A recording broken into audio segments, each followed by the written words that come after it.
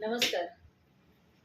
पाऊस पडत नाही, नद्या सुकत चालल्यात, समुद्राचं पाणी कमी होत चाललंय, खाड्यांचं पाणी सुकत चाललंय, डोंगरं नष्ट होत आहेत, झाडांची कत्तल केली जाते.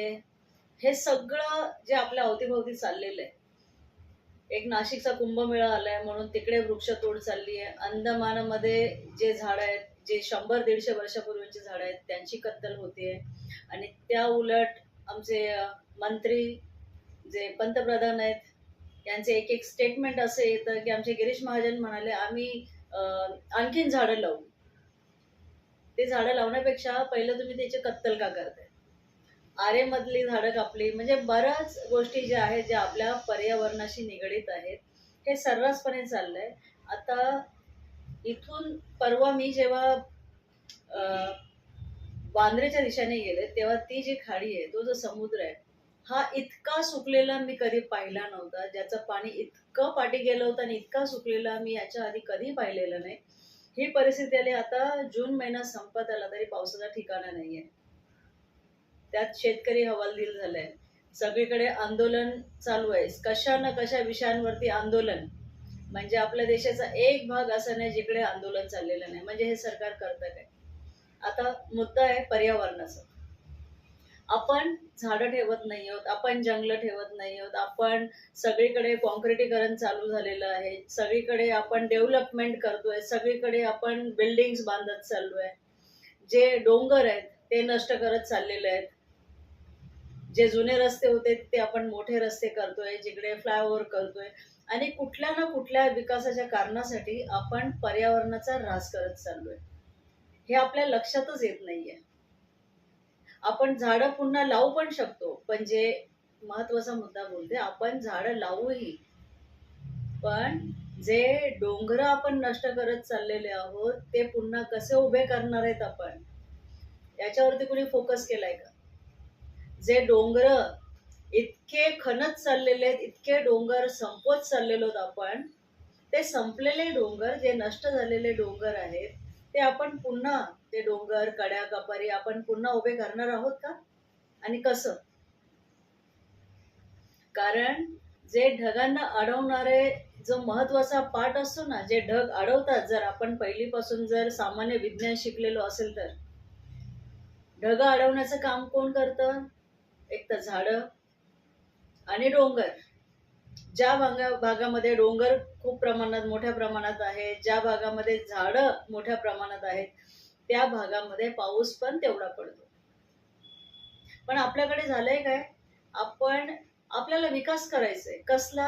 आपल्याला सगळीकडे काँक्रिटीकरण करायचंय. आपल्याला झाडं संपवायची आहेत. त्या ठिकाणी आपण शोची झाडं आणून लावतोय. आपण जुनी जे परंपरागत झाडं होती ती आपण संपवलेली आहेत. तुम्ही जर एक्सप्रेस वेने जर चाललात तर तुम्हाला दिसेल की पूर्वी ज्या रस्त्याच्या बाजूला मोठे मोठे डोंगर असायचे, आता ते डोंगर दिसत नाहीत. आता ते संपत चाललेले आहेत.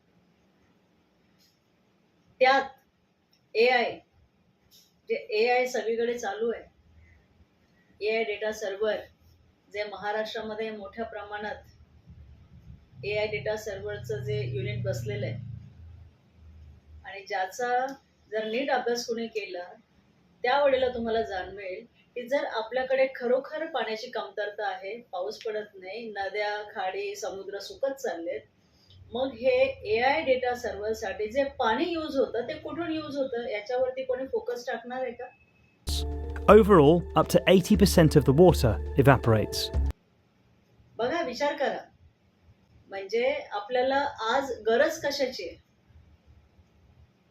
आपल्याला गरज कसली? आपल्याला पाण्याची गरज आहे. कारण आपलं मानव जीवन जे आहे ना, ते ऑक्सिजन, जो आपला प्राणवायू आहे, जे पाणी आपण पितो, जे आपलं पाणी म्हणजे जल हे जीवन. आणि माझी वसुंधराच्या नावाखाली जे सरकारतर्फे मोठे मोठे प्रोजेक्ट राबवले जातात, बरं, पालिकेचा पैसा इतका वाया घालवला जातो की झाडं कशी वाचवायची आणि उद्यानं कशी बनवायची, जंगल कसं बनवायचं, असं ट्रेनिंग घेण्यासाठी पालिकेचे कर्मचारी पिकनिक म्हणून इतर ठिकाणी फिरायला जातात आणि करतात काय? पर्यावरणाचा ऱ्हास. म्हणजे खरंच एआयची आपल्याला गरज आहे का? गरज असेलही मला माहिती नाही IT कंपन्यांना गरज असेलही, पण AI जे आपल्या जीवनाला जे आवश्यक आहे, ऑक्सिजन वायू, आपला प्राणवायू, आपली झाडं, आपल्या नद्या, कारण हे कसं गणित आहे माहिती आहे का? हे एकमेकांवरती अवलंबणारं गणित आहे. झाडं असतील तर आपल्याला ऑक्सिजन मिळेल, पाणी असेल तर झाडं जगतील, शेती जगेल, पर्यावरण अबाधित राहील. हे सगळं एकमेकाशी संलग्न आहे. आणि आपण झाडच तोडत चाललो. आपण हे पाणी जे आहे ते आपण AI सर्व्हरमध्ये आपण जर वापरत चाललो, तर जनजीवन जे आहे हे कसं चालणार आहे? आपलं आयुष्य आत्ताची पिढी चालले, पण ह्याच्या पुढच्या 10 वर्षामध्ये आपण आपली पिढी किती गोष्टींसाठी आपण सर्व्हाइव्ह करणार आहे ह्याचा जरा विचार केला पाहिजे.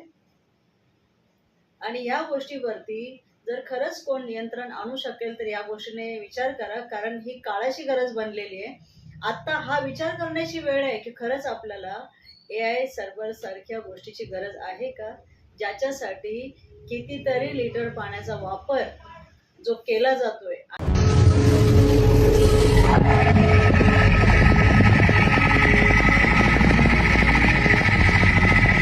आणि आपल्याला एकीकडे सांगण्यात येतं की पाणी कपात आहे, पाऊस पडला नाहीये, त्याच्यामुळे पाणी जपून वाचवा.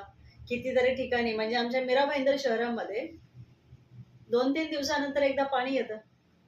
म्हणजे ही अवस्था असताना AI सर्व्हर सारख्या गोष्टीची खरंच आपल्याला गरज आहे का आत्ताच्या काळामध्ये? आणि जे पर्यावरणाचं जे नुकसान सरकारकडनं चालू आहे, मला कळत नाही सरकारला नेमकं हवंय काय? कारण डोंगर नष्ट होत आहेत, झाडं नष्ट होत आहेत, पर्यायाने पाऊस पडत नाहीयेत, नद्या नाले सुकत चाललेत, समुद्र सुकत चाललाय आणि त्याच्यात भर म्हणून की काय AI सर्व्हरसाठी पाणी वापरलं जातंय. लाखो लिटर पाण्याचा वापर होतो. ज्या पाण्याची आपल्याला जगण्यासाठी गरज आहे, ते AI साठी वापरलं जातंय. आणि अजूनही जर जागरूक नसाल तर मला असं वाटतं जागरूक झालं पाहिजे. आता मला असं वाटतं बऱ्याच प्रमाणात जेन-झी आणि तरुण वर्ग हा खूप मोठ्या प्रमाणात जागा झालाय. वेगळ्या वेगळ्या विषयांवरती आंदोलन चालू आहे. तेवढीच माझी एक विनंती आणखीन राहील तरुण वर्गाकडे की ह्या गोष्टीकडे सुद्धा तुम्ही फोकस द्या. कारण येणारे दिवस अत्यंत वाईट असतील, आपल्या जगण्यासाठी पूरक असे नसतील. त्यामुळे या गोष्टीकडे सुद्धा लक्ष दिलं पाहिजे. बघा तुम्हाला माझं म्हणणं पटतंय का? आणि जर पटत नसेल तर AI सर्व्हरवरती तुम्ही अभ्यास करा आणि मग तुम्ही बघा मला काय म्हणायचंय. जे डोंगर नष्ट होत आहे, जे झाडं नष्ट होत आहेत, त्याच्यावरती बारकाईने हा अभ्यास केला पाहिजे. आता काय झालं माहितीये का? विकास होतोय, रस्ते बनतायत, पण हा विकास फक्त टक्केवारीच्या हिशोबाने चाललाय. जे मंत्री ह्या विकासावरती काम करतात त्यांच्या घरात करोडो रुपये पहिले जातात आणि त्याच्यासाठी म्हणून विकास केला जातो. विकास कधीही पर्यावरण संपून नसावा, निसर्गाच्या मुळावरती विकास नसावा. जेव्हा निसर्ग संपतो तेव्हा निसर्ग आपल्याला संपवतो. आपण बऱ्याचदा हे अनुभवलेलं आहे. त्यामुळे सगळ्यांनी जागरूक व्हा. जेन-झी आणि जो तरुण वर्ग आहे त्यांना स्पेशली माझी विनंती आहे की या गोष्टीकडे लक्ष द्या, याच्यावरती फोकस करा आणि याच्यावरती आवाज उठवता येते का ह्याकडेही लक्ष द्या. एवढं बोलून थांबते. जय हिंद, जय महाराष्ट्र.